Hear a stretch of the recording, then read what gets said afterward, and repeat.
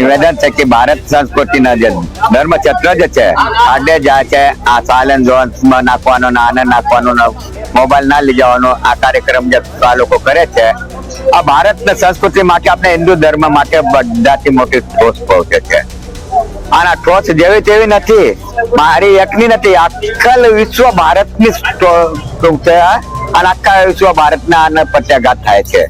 આવી રીતે પ્રચાર થતા જ્યારે બહોળી સંખ્યામાં લોકો આ તીર્થો તરફ વળી રહ્યા છે ત્યારે જે તંત્ર છે, સિસ્ટમ છે, એની અંદર જે વિપરીત નિયમો રહ્યા છે, જે એક સિંક્રોનાઇઝેશન હોવું જોઈએ નિયમોનું, એ ન હોવાના કારણે પાછા જે લોકો આવે છે એને દર્શન નથી મળતા, એ લોકોને હેરાન કરવામાં આવે.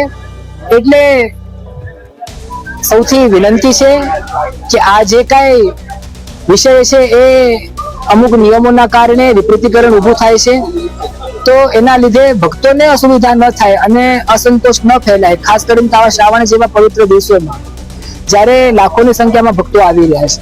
આજ રોજ આંતરરાષ્ટ્રીય હિન્દુ પરિષદ, રાષ્ટ્રીય બજરંગ દળ, વિશ્વ હિન્દુ પરિષદ સહિતની હિન્દુ સંગઠનના કાર્યકર્તાઓ તેમજ હિન્દુ આસ્થા ધરાવતા ધર્મ ભક્તજનો દ્વારા કલેક્ટરશ્રીને આવેદન આપવામાં આવ્યું. આ આવેદનની અંદર રજૂઆત કરવામાં આવી કે વારંવાર ગિરનાર ક્ષેત્રની અંદર આવતી હિન્દુ દેવસ્થાનોની અંદર દેવસ્થાનોના સંતો મહંતો તેમજ ત્યાં જતા ભક્તજનોને અવારનવાર વન વિભાગ દ્વારા મનગઢત કાયદાઓ અને નિયમો લાગુ કરી પરેશાન કરવામાં આવી રહ્યા છે.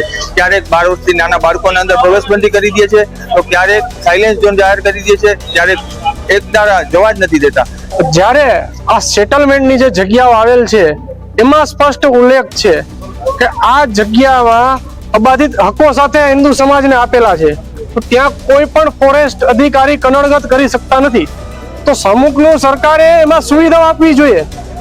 ઉપરથી ને પુષ્કળ પ્રમાણમાં કરોડોની ગ્રાન્ટ આવે છે, તો ત્યાં વ્યવસ્થા ઊભી કરો ને લોકો વધુ આવે. કે પ્રકૃતિ સાથે આપણે નહીં જોડાશું તો લોકો ક્યાં જશે? સ્થાનક દ્વારા એ અમે સાબિત કરવા માંગીએ છીએ કે આજની પણ ગિરનારની અંદર આ પ્રાથમિક સુવિધા નથી આપ્યું, એ માત્ર ને માત્ર આના હિસાબે.